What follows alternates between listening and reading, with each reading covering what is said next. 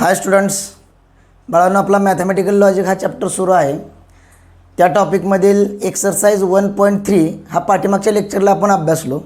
आजच्या लेक्चरला आपण खूप महत्त्वाचे पॉईंट अभ्यासणार आहोत की ज्या पॉईंटवरती CET आणि JEEला क्वेश्चन विचारू शकतात असे पॉईंट आपण अभ्यासणार आहेत. आजच्या लेक्चरला आपण काही इम्पॉर्टंट रिझल्ट आणि अल्जेब्रा ऑफ स्टेटमेंट हे पॉईंट अभ्यासणार आहे. या पॉईंटवरती तुम्हाला एक्सरसाइज 1.4 सॉल्व करायचं आहे बाळांनो. चला तर बघूया मग कोणकोणते असे रिझल्ट आहेत की ते खूप महत्त्वाचे आहेत. ते रिझल्ट बघूया आपण. ओके, पहिला रिझल्ट काय दिला आहे बघा. P implies Q is equivalent to negation P or Q.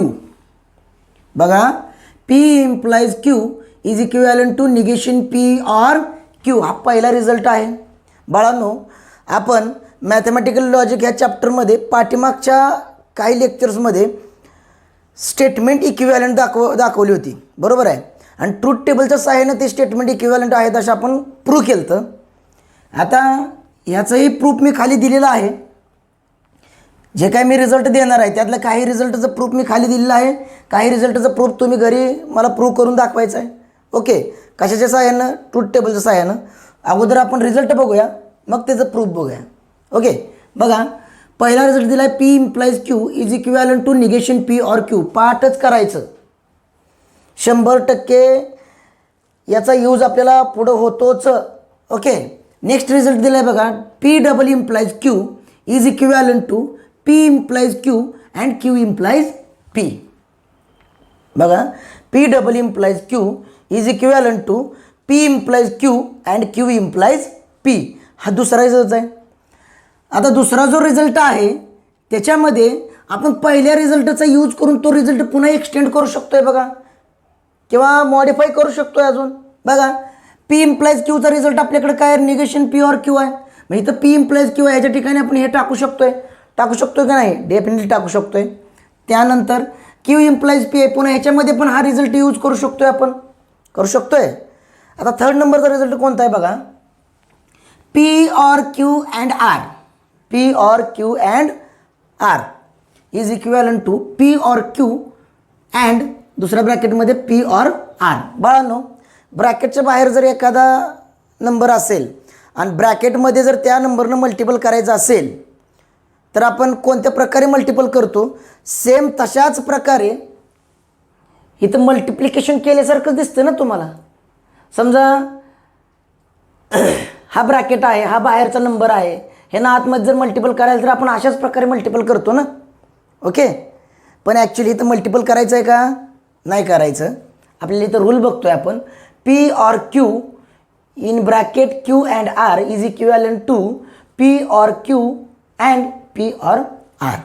Okay, त्यानंतर फोर्थ वन रिझल्ट आहे बघा, सेम तिसऱ्यासारखाच आहे. P and Q or R. इथं बाहेर ऑर होतं, आतमध्ये अँड होतं. इथं बाहेर अँड आहे, आतमध्ये ऑर आहे. रिझल्ट तसाच लिहायचा आपल्याला. P and in bracket Q or R असेल तर P अँड Q और दुसऱ्या ब्रॅकेटमध्ये P अँड R. बाळांनो, जसं मी आतमध्ये डिस्ट्रीब्यूट करतोय, आता पहिले तिसऱ्या रिझल्टमध्ये मी काय केलं? ऑर P आतमध्ये डिस्ट्रीब्यूट केलं बघा, or P or. Okay, Q आणि R साठी मी P ऑर हे आतमध्ये डिस्ट्रीब्यूट केलं, मधलं अँड आहे तसं लिहिलं. त्यानंतर फोर्थ वन रिझल्टमध्ये मी अँड P डिस्ट्रीब्यूट केलं बघा, बरोबर आहे, किंवा P अँड म्हणा, मधलं ऑर आहे तसंच. जसं मी डिस्ट्रीब्यूट करतोय तसं मी कॉमन पण काढू शकतो ना बाहेर. लक्षात येतं काय रिझल्टचा कसं यूज करायचं आपल्याला? जसं मी P अँड Q आणि P अँड R मध्ये ऑर असं डिस्ट्रीब्यूट कसं करतोय तसं याच्यातून या दोघांमधून मी अँड P बाहेर कॉमन पण काढू शकतोय ना. लक्षात येते का रिझल्ट तुम्हाला? ओके, हे जे 4 रिझल्ट आहेत ते खूप महत्त्वाचे आहेत. ह्याला बघा, आपण अल्जेब्रा ऑफ स्टेटमेंटमध्ये काय काय म्हणतो रे? ह्या रिझल्ट आपण काय म्हणतो रे? कंडिशनल लॉ म्हणतो. काय म्हणतो? कंडिशनल लॉ म्हणतो. ह्या रिझल्टला आपण बाय कंडिशनल लॉ म्हणतो. ह्या रिझल्टला आपण काय म्हणतो रे? ह्या आणि या तिसऱ्या आणि चौथ्या दोन्ही रिझल्टला कॉमनली आपण काय म्हणतो?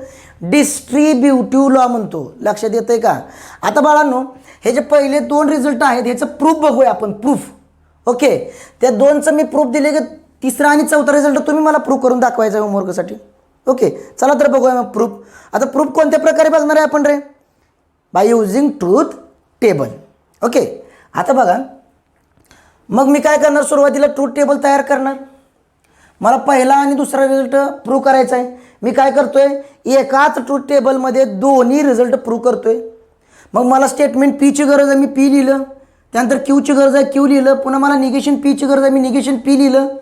मला पी इम्प्लाइज क्यूची गरज आहे, बघा पी इम्प्लाइज क्यू टाकलं एका कॉलममध्ये.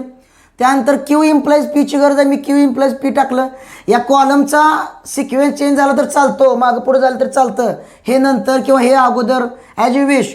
तुम्ही पी इम्प्लाइज क्यू नंतर निगेशन पी और क्यू पण इथं करू शकता. कॉलम कोणता कॉलम कोणत्या ठिकाणी करायचा याचं बंधन नाही. तुम्ही कॉलमचा सिक्वेन्स चेंज करू शकता. आपल्याला जसं सोयीस्कर वाटतं तसं आपण करून टाकायचं. बघा, मी क्यू इम्प्लाइज पी चेक केला. त्यानंतर पी डबल इम्प्लाइज क्यू आहे, इथं पी डबल इम्प्लाइज क्यू केला. पुन्हा पहिल्या रिझल्टचे R H S negation P or Q त्याचा एक कॉलम केला. आणि दुसऱ्या स्टेटमेंटची जी आर एच एस किंवा दुसऱ्या रिझल्टची आर एच एस काय आहे बघा, P implies Q and Q implies P, त्याचा एक कॉलम केला मी. बरोबर आहे, काय अडचण याच्यामध्ये? आता आपल्याला पी आणि क्यू स्टेटमेंट कसं लिहायचं बघितलं की आपण पाठीमागं काय बघितलंय. पी काय लिहायचं, टी टी एफ एफ, आणि क्यू काय लिहायचं, टी एफ टी एफ. लिहून टाकलं मी इथं. मग निगेशन पी काय असणार आहे, निगेशन पी वाळांनो, पीच्या ज्या ट्रूथ व्हॅल्यू आहे त्याच्या अपोजिट ट्रूथ व्हॅल्यू लिहायच्या. समजा पीची ट्रूथ व्हॅल्यू टी असेल तर निगेशन पीची एफ येणार. म्हणजे जिथं टी आहे तिथं एफ येणार, एफ आहे तिथं टी येणार. मग इथं टी टी आहे, मी काय लिहिणार, एफ एफ लिहिणार. पुन्हा एफ एफ आहे इथं काय लिहिणार, टी टी लिहिणार. हे झालं निगेशन पी. बरोबर आहे. आता पी इम्प्लाइज क्यू बघा, इम्प्लिकेशनचा नियम काय सांगतो आपल्याला रे, पहिल्या स्टेटमेंटची ट्रूथ व्हॅल्यू टी असेल आणि दुसऱ्याची जर एफ असेल तरच पी इम्प्लाइज क्यूची ट्रूथ व्हॅल्यू काय येते, एफ येते, अदरवाईज टी. म्हणजे इम्प्लिकेशनमध्ये सिक्वेन्सला, स्टेटमेंटच्या सिक्वेन्सला महत्त्व आहे. पहिलं स्टेटमेंट कोणतं घ्यायचं आणि दुसरं स्टेटमेंट कोणतं घ्यायचं त्याच्यावरून त्याची ट्रूथ व्हॅल्यू डिपेंड आहे. मग आता इथं पहिलं स्टेटमेंट काय आहे रे, पी आहे. दुसरं काय आहे रे, क्यू आहे. मग पीची टी आणि क्यूची एफ कोणत्या ठिकाणी बघू ट्रूथ व्हॅल्यू, तीच अगोदर शोधायची. राहिलेलं ऑटोमॅटिकली टीच लिहायचं ना आपल्याला. ओके, बघूया मग. हो काय, पीची टी इथं आहे आणि क्यूची एफ. सेकंड रोमध्ये पीची ट्रूथ व्हॅल्यू टी आहे आणि क्यूची काय आहे रे, एफ आहे. मग टी एफ असेल तर आपण काय लिहिणार, एफ लिहिणार, एफ. बरोबर आहे का. इतर कोणत्या ठिकाणी टी एफ आहे का, नाही. मग सर्वत्र मी काय लिहिणार, टी टी लिहिणार.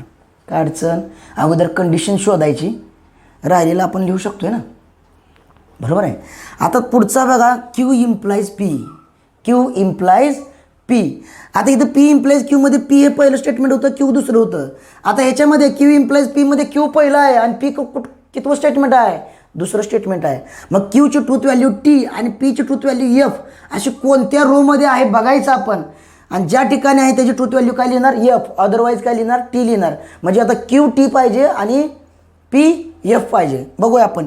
क्यू टी, इथं टी आहे पण पी एफ आहे का, नाही. इथं एफ आहे, क्यू उलट आहे, टी एफ पाहिजे आपल्याला. इथं एफ टी आहे. इथं बघा, इथं थर्ड रोमध्ये क्यू टी आहे. स्टेटमेंट क्यूची ट्रूथ व्हॅल्यू टी आहे आणि स्टेटमेंट पीची ट्रूथ व्हॅल्यू काय रे, फॉल्स आहे. म्हणजे टी एफ येते का नाही, टी एफ असेल तर एफ. इतर कोणत्या ठिकाणी टी एफ आहे का, नाही. मग काय लिहिणार, टी टी टी लिहिणार. आणि इथं मात्र थर्ड रोमध्ये काय लिहिणार, एफ लिहिणार. काय अडचण, समजलं? ओके. आता बघा, लक्ष द्या. P double implies Q, double इम्प्लिकेशनची कंडिशन काय आहे, सेम ट्रूथ व्हॅल्यू असेल तर टी, अदरवाईज एफ. कोणामध्ये सेम ट्रूथ व्हॅल्यू बघायची आपल्याला, पी आणि क्यूमध्ये बघायचे आहे. बघा, पी आणि क्यू कुठं आहे, इथं आहे. पी आणि Q same truth value, condition शोधा अगोदर. इथं पहिल्यांदा फर्स्ट रोमध्ये सेम ट्रूथ व्हॅल्यू आहे. सेम ट्रूथ व्हॅल्यू असेल, टी टी बघा, सेम ट्रूथ व्हॅल्यू आहे. सेम ट्रूथ व्हॅल्यू असेल तर टी. बरोबर आहे का. इतर कोणत्या ठिकाणी अजून बघा, लास्ट नंबरला सेम ट्रूथ व्हॅल्यू. तुम्ही म्हणणार सॉरी एफ एफ आहे, पण सेम आहे ना, एफ एफ आहे. मग तरी त्याची ट्रूथ व्हॅल्यू काय लिहिणार, टी लिहिणार मी. सॉरी, इकडं टी लिहिणार. सेम ट्रूथ व्हॅल्यू असेल तर काय लिहिणार, टी लिहिणार. फर्स्ट रोमध्ये पण सेम ट्रूथ व्हॅल्यू आहे, टी लिहिली. पहिल्या आणि शेवटच्या रोमध्ये सेम ट्रूथ व्हॅल्यू आहे म्हणून मी टी लिहिलं, अदरवाईज काय लिहिणार, एफ एफ लिहिणार. काय अडचण. ओके. आता बघा, नेक्स्ट कॉलम काय, negation P or Q. Negation P or Q ह्या दोन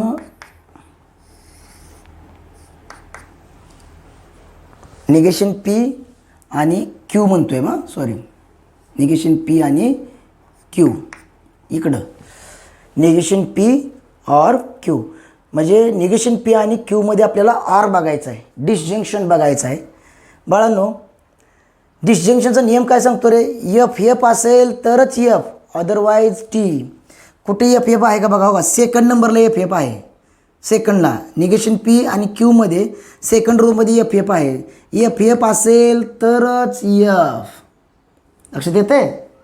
इतर कोणत्या ठिकाणी एफ एफ आहे का रे, नाही. काय लिहिणार मग मी, टी टी टी लिहिणार. इथं मात्र काय लिहिणार, एफ लिहिणार. काय अडचण. आणि लास्ट कॉलम काय दिला आहे बघा आता, पी इम्प्लाइज क्यू आणि क्यू इम्प्लाइज पी, यामध्ये अँड कंजंक्शन बघायचं आहे. हो का, पी इम्प्लाइज क्यू आणि क्यू इम्प्लाइज पी या दोन कॉलममध्ये आपल्याला काय करायचं आहे, कंजंक्शन बघायचं आहे, अँड बघायचं आहे. अँडचा नियम काय सांगतो रे, टी टी असेल तरच टी, अदरवाईज एफ. बघा पहिल्याच रोमध्ये टी टी आहे, काय लिहिणार, टी लिहिणार. लास्टच्या रोमध्ये एक टी टी आहे बघा, टी लिहिलं. इतर कोणत्या ठिकाणी टी टी आहे का, नाही, एफ एफ लिहिलं मी. बरोबर आहे. आता बाळांनो हे कॉलम झाल्यानंतर आपण ह्या कॉलमला नंबरिंग देणार. Column number first, second, third, fourth, fifth, sixth, seventh आणि एट्थ नंबरचा कॉलम. बरोबर आहे. आता आपल्याला जे प्रूव्ह करायचं आहे, जे स्टेटमेंट लॉजिकली इक्विव्हॅलंट दाखवलीत आपण, बरोबर आहे का, ती स्टेटमेंट कोणकोणत्या कॉलममध्ये आहेत बघायचं. आता पहिलं जे प्रूफ आहे आपलं, पहिलं P implies Q is equivalent to negation P or Q. आता हिकडं ह्याची एल एच एस आणि ह्याची आर एच एस, पहिल्या रिझल्टची एल एच एस आणि आर एच एस कोणकोणत्या कॉलममध्ये बघू आपण. बघा लक्ष द्या बाळांनो, पी इम्प्लाइज क्यू या कॉलममध्ये आहे बघा, इथल्या फोर्थ नंबरच्या कॉलममध्ये. त्यानंतर निगेशन पी ऑर क्यू 7 नंबरच्या कॉलममध्ये आहे बघा. कितव्या कॉलममध्ये आहे, 7 नंबरच्या कॉलममध्ये. मग आता ह्या दोन कॉलममधल्या ट्रूथ व्हॅल्यू सेम आहेत का बघा बरं. पी इम्प्लाइज क्यूचे ट्रूथ व्हॅल्यू काय, T F T T. Negation P or क्यूचे काय बघू, टी एफ टी टी.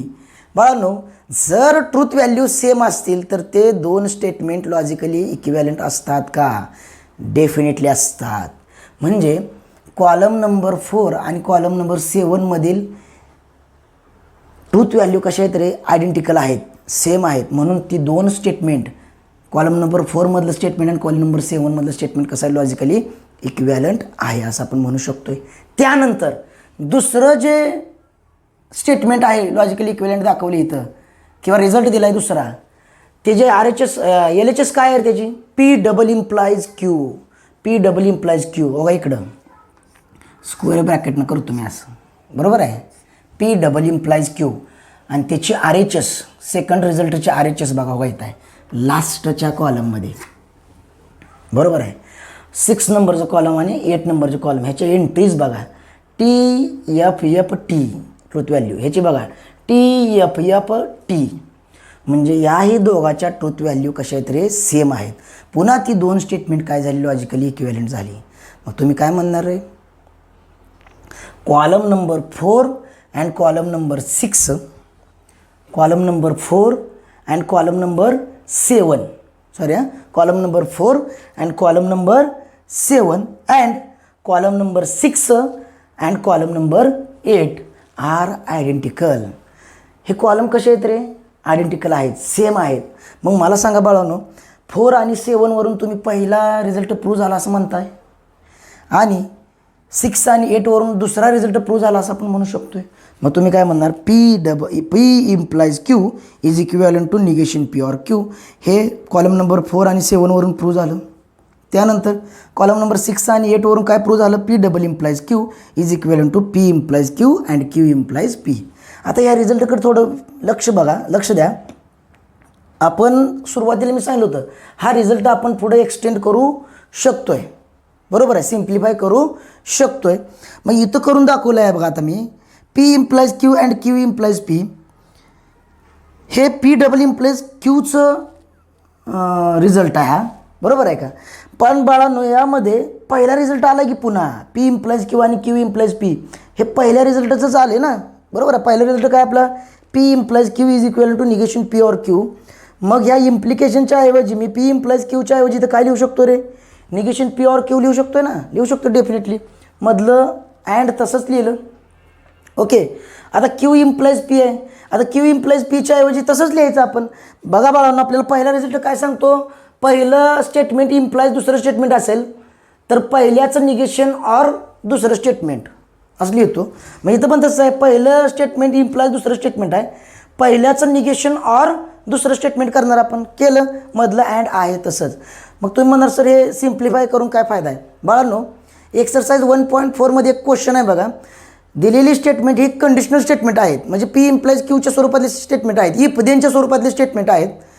पण ती स्टेटमेंट आपल्याला इफ देन न वापरता पुन्हा लिहायची आहेत. बरोबर, इफ देनला ड्रॉप करून किंवा त्यामधील इफ देन काढून ती स्टेटमेंट आपल्याला रीराईट करायची आहेत. मग बाळांनो, मला जर इफ देन इलिमिनेट करायचं असेल, इफ देन जर इलिमिनेट करायचं असेल किंवा इम्प्लिकेशन इलिमिनेट करायचं असेल तर हा रिझल्ट वापरावा लागेल ना. ह्या रिझल्टमध्ये कुठे इम्प्लिकेशन आहे का, नाही.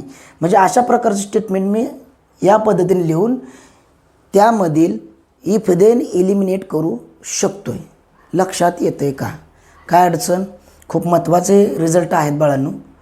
ह्याचा स्क्रीनशॉट काढून घ्या.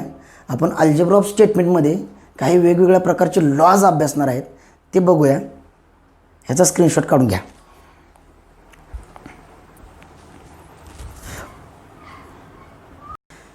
तर बाळांनो, आपण काही इम्पॉर्टंट रिझल्ट आणि त्याचं प्रूफ पाहिलं. आता आपण अल्जेब्रा ऑफ स्टेटमेंट पाहणार आहे. त्याच्यामध्ये वेगवेगळ्या प्रकारचे लॉज आहेत. ते लॉज लक्षात कसे ठेवायचे ह्याच्या मी तुम्हाला ट्रिक्स देणार आहे, त्या लक्षात ठेवायच्या. असं काय जास्त ते फारसं अवघड नाही. बघा बाळांनो, मग पहिला लॉ काय आहे आपला, आयडेम्पोटेंट लॉ. आता आयडेम्पोटेंट लॉ काय सांगतो, P and P is equivalent to P, or P or P असेल तरी पण काय तर पीच येतं. म्हणजे एखादं स्टेटमेंट अँड तेच स्टेटमेंट असेल तर ते कुणाला इक्वॅलंट असतं रे, ओरिजिनल स्टेटमेंट येतं. ओके, बघा, P and P is equivalent to P, किंवा अँडमध्ये बघितलं आपण त्याच प्रकारे ऑरमध्येही बघू शकतो आपण. पी ऑर पी असेल तरी काय येणार रे, पीच येणार. काय अडचण. आता तुम्ही म्हणणार असं का सर. बाळांनो, ह्या स्टेटमेंटची ट्रूथ व्हॅल्यू समजा पीची टी आहे. पीची ट्रूथ व्हॅल्यू काय असणार आहे रे, टी असणार आहे. मानू आपण टी आहे. इथं पण पीची काय येणार, टीची येणार ना, म्हणजे टी अँड टी येणार. टी अँड टी काय असतं रे, टी असतं ना, बरोबर आहे. समजा पीची ट्रूथ व्हॅल्यू एफ घेतली आपण, एफ अँड एफ काय येणार रे, एफ येणार. अँडमध्ये टी टी असेल तर टी असतं, अदरवाईज एफ. म्हणून इथं लक्षात ठेवायचं बेसिक जे रूल्स आहेत आपले, कंजंक्शनचा नियम, डिसजंक्शनचा नियम, इम्प्लिकेशन डबल इम्प्लिकेशनचे जे काही नियम आहेत ते काय सांगतं त्याच्यावरती हे डिपेंड आहे. बरोबर आहे. म्हणजे एखादं स्टेटमेंट अँड तेच स्टेटमेंट असेल तर ओरिजिनल स्टेटमेंट मिळतं. पुन्हा एखादं स्टेटमेंट आणि ऑर पुन्हा तेच स्टेटमेंट असेल तरी तुम्हाला तेच स्टेटमेंट पुढे इक्वॅलंटमध्ये मिळतं. काय अडचण आहे का. नेक्स्ट लॉ काय दिला आहे बघा, कम्युटेटिव्ह लॉ. कम्युटेटिव्ह लॉ काय सांगतो बघा, P or Q is equivalent to Q or P, किंवा P and Q is equivalent to Q and P. जसं प्रोडक्ट करताना आपण 3x2 घेतलं काय आणि 2x3 घेतलं काय, एकच आहे. सेम त्याच पद्धतीनं पी ऑर क्यू आणि क्यू ऑर पी ह्या दोघांची ट्रूथ व्हॅल्यू काय असते, सेम असते. कारण इथं सिक्वेन्सला अँड ऑरमध्ये स्टेटमेंटच्या क्रमाला महत्त्व आहे का रे, नाही. सेम कंडिशन असते. बरोबर आहे. फक्त इम्प्लिकेशनमध्ये असं चालणार नाही. इम्प्लिकेशनमध्ये स्टेटमेंटच्या क्रमाला महत्त्व असतं. लक्षात येतं आहे. पी ऑर क्यू घेतलं काय आणि क्यू ऑर पी घेतलं काय, दोघं सेमच असणार. जसं ऑरमध्ये नियम आहे तसंच अँडमध्ये पण आहे. P and Q is equivalent to Q and P. काय अडचण. नेक्स्ट बघा, असोसिएटिव्ह लॉ. आता असोसिएटिव्ह लॉ काय सांगतो बाळांनो, पी अँड इन ब्रॅकेटमध्ये क्यू अँड आर असेल तर तुम्ही ब्रॅकेट चेंज करून पहिले दोघांना ब्रॅकेट टाकू शकताय. पी अँड क्यूला ब्रॅकेट टाकू शकताय आणि अँड आर नंतर लिहू शकताय. असं केव्हा करू शकतोय, जेव्हा इथलं दोन्ही ठिकाणचं जे साईन आहे ते सेम असायला पाहिजे. एक तर इथं कंजंक्शन असेल तर कंजंक्शनच दोन्हीकडे असायला पाहिजे, डिसजंक्शन असेल तर डिसजंक्शनच दोन्हीकडे असायला पाहिजे. लक्षात येते का. बघा, हा रूल केव्हा यूज करू शकतोय आपण, ब्रॅकेटच्या आतमध्ये आणि ब्रॅकेटच्या बाहेर सेम लॉजिकल कनेक्टिव्ज पाहिजे. इथं अँड आहे, इथं अँड आहे म्हणून आपण अशा प्रकारे ब्रॅकेट शॉर्ट आऊट करू शकलो. बरोबर आहे का.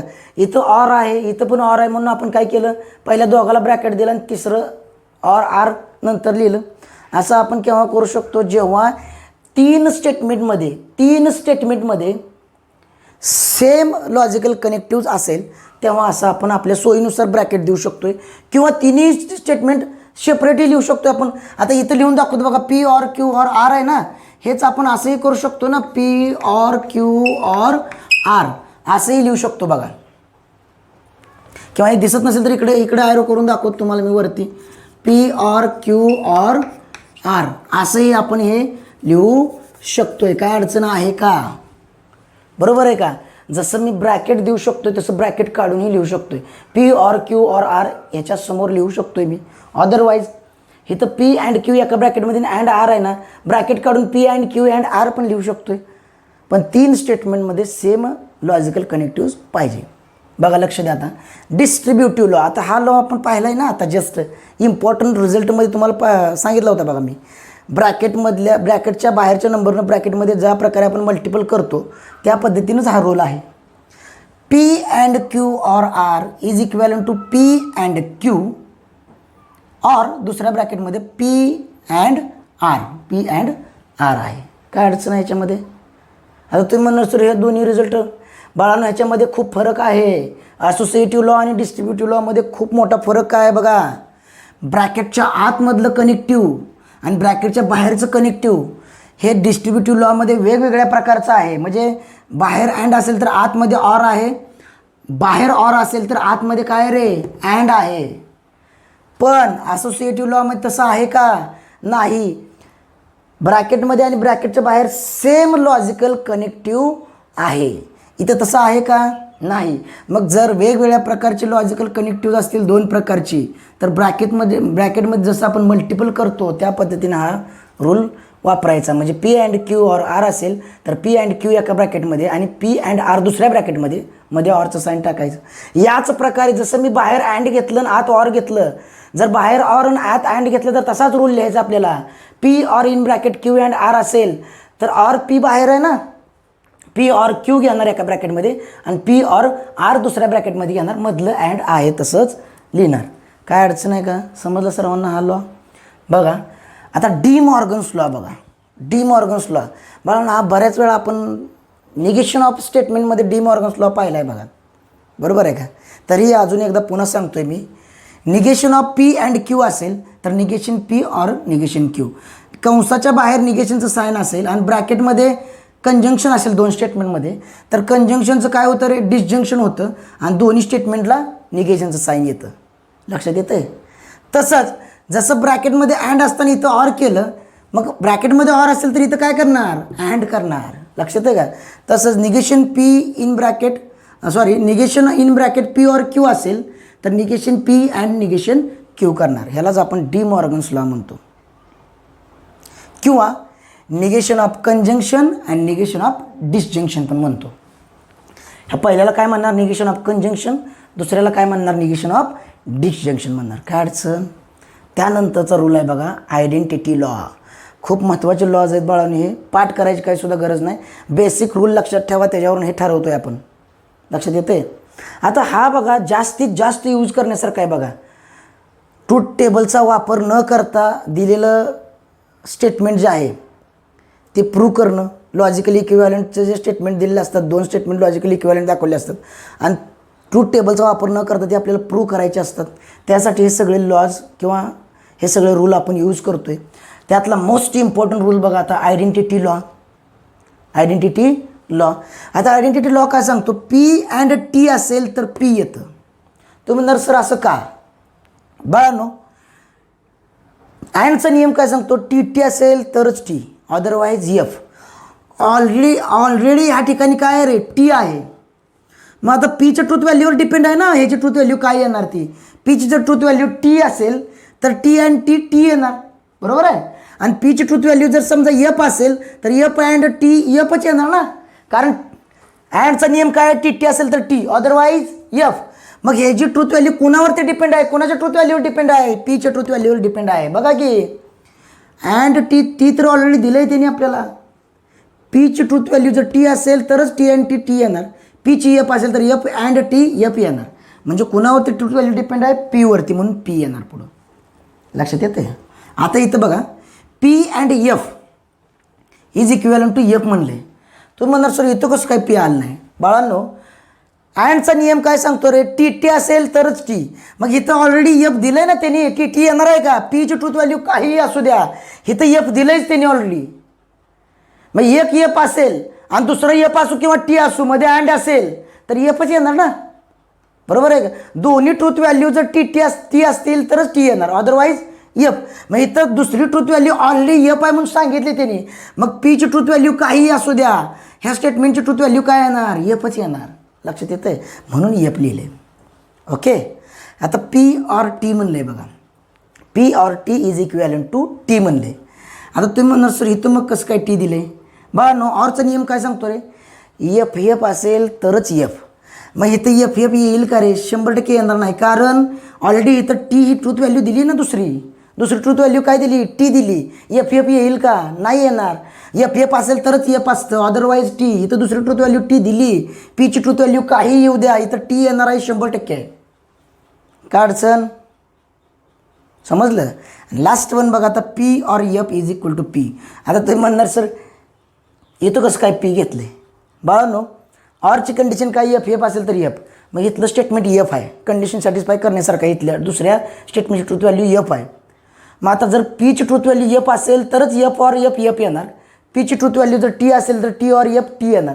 म्हणजे डिपेंड कोणाच्या ट्रूथ व्हॅल्यूवर आहे, पीच्या ट्रूथ व्हॅल्यूवर ह्या स्टेटमेंटची ट्रूथ व्हॅल्यू डिपेंड आहे. काय अडचण, आयडेंटिटी लॉ समजलं तुम्हाला. ओके. नेक्स्ट लॉ बघूया आता आपण, कॉम्प्लिमेंट लॉ. बघा कॉम्प्लिमेंट लॉ काय दिला आहे, P and negation P is equivalent to F किंवा P or negation P is equivalent T. बाळांनो, अँडचा नियम काय सांगतो, टी टी असेल तर टी, अदरवाईज एफ. इथं टी टी येईल का रे, पी एक स्टेटमेंट आणि त्याचं निगेशन आहे, त्या दोघांमध्ये कंजंक्शन आहे. समजा त्या स्टेटमेंटची ट्रूथ व्हॅल्यू टी असेल तर ह्याची काय येणार, निगेशन पीची एफ येणार ना. टी अँड एफ येणार, मग एफच येणार की ट्रूथ व्हॅल्यू. बरोबर आहे. समजा तुम्ही याची एफ घेतली, पीची ट्रूथ व्हॅल्यू एफ असेल तर ह्याची काय येणार, टी येणार. दोघांची ट्रूथ व्हॅल्यू टी टी येते का, सेम टी टी येते का, टी टी येत नाही. टी टी असेल तरच टी असतं अँडमध्ये, अदरवाईज एफ. टी टी येत नाही म्हणून एफ येणार. कळतं आहे. आणि दुसरं बघा आता इथं, P or negation P is equal T. आता ऑरचा नियम काय रे, एफ एफ असेल तरच एफ, अदरवाईज टी. मग ह्याची समजा एफ घेतली तर ह्याची टी येणार ना, निगेशन पीची. समजा ह्याची टी घेतली तर निगेशन पीची एफ येणार. दोघांची ट्रूथ व्हॅल्यू एफ एफ येते का रे, येत नाही. मग काय येणार, ऑर. त्या स्टेटमेंटचं पी ऑर निगेशन पी ह्या स्टेटमेंटची ट्रूथ व्हॅल्यू काय येणार, मग टी येणार. काय येणार, टी येणार. लक्षात आलं, बेसिक रूलवर लक्षात ठेवायचं आहे, कन्फ्युजन करून घ्यायचं नाही. त्यानंतरचा लॉ आहे बघा, ॲब्सॉर्प्शन लॉ. खूप महत्त्वाचा लॉ आहे बघा बाळांनो.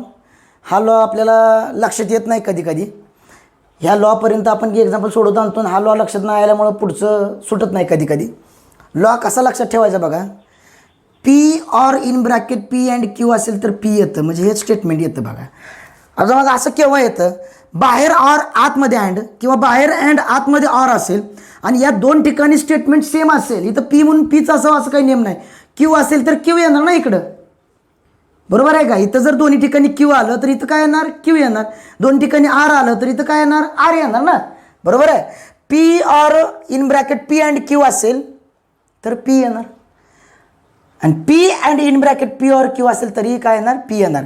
म्हणजे आतल्या बाहेरचं ना आतलं लॉजिकल कनेक्टिव्ह वेगवेगळं पाहिजे, अँड ऑर पाहिजे.